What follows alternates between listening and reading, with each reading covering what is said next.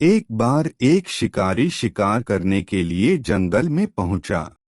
उसने अपने तीर पर बहुत ही खतरनाक जहर लगाया और शिकार को निशाना बना करके उसने तीर को छोड़ा, लेकिन उसका तीर चूक गया और तीर एक पेड़ पर जा लगा। वह पेड़ बहुत ही हरा भरा और बहुत सारे तोते उस पेड़ पर रहते थे। जैसे ही वह जहरीला तीर उस पेड़ पर जाकर लगा, वह पेड़ धीरे धीरे सूखने लगा और उस पेड़ पर जो भी तोते रहते थे वह एक एक करके उस पेड़ को छोड़कर जाने लगे। उस बड़े से पेड़ के कोटर में एक बहुत ही बूढ़ा तोता रहता था जो बहुत ही धर्मात्मा और अच्छे मन का था। सभी तोते उस पेड़ को छोड़कर जाने लगे थे, लेकिन वह बूढ़ा तोता जाता था, दाना लेकर के आता और उसी कोटर में आकर के बैठ जाता था, परंतु उस पेड़ को छोड़ने को तैयार नहीं था। बूढ़े तोते के साथियों ने कई बार आकर के उसे समझाया कि यह पेड़ सूख रहा है और किसी दिन गिर भी जाएगा,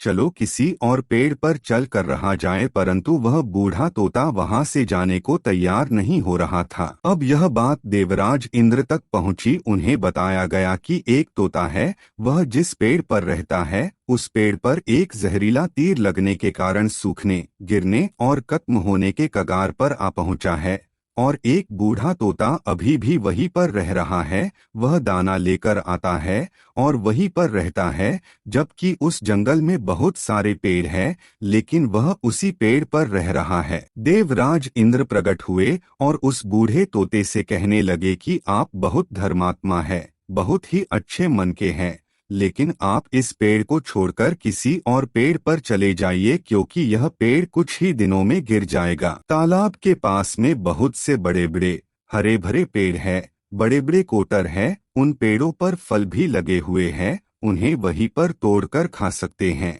परंतु यहाँ से आप चले जाएं। तोता बोला, माफ कीजिएगा, इस पेड़ ने मुझे जीवन दिया है, शिकारियों से मेरी रक्षा की है, हर मौसम में मेरे साथ रहा है, ये कोटर मेरा घर है, यहाँ मैं पला बढ़ा हूँ, इस पेड़ को मैं छोड़कर कैसे जा सकता हूँ? इस पर संकट आया है तो क्या मैं इसे छोड़कर चला जाऊँ? मैं ऐसा कभी नहीं कर सकता। देवराज इंद्र तोते के इस बात से बहुत ही प्रसन्न हुए। उन्होंने तोते से कहा, मैं आपके इस बात से बहुत ही खुश हूँ, मांगो जो आपको मांगना हो। उस बूढ़े तोते ने कहा, मुझे बस इतना मांगना है कि जिस पेड़ ने मुझे जन्म दिया, जहाँ मैं रहा पला बढ़ा, जिसे आप मेरा जन्मभूमि कह सकते हो, आप इसे फिर से वैसा ही हरा भरा कर दो जैसा यह था। देवराज इंद्र ने अमृत से उस पेड़ को सिंच दिया और पहले की तरह हरा भरा कर दिया। अब वापस से उस पेड़ पर आकर के बाकी तोते रहने लगे। वह बूढ़ा तोता कुछ समय तक और जिंदा रहा, फिर उसकी मृत्यु हो गई और वह स्वर्ग में चला गया।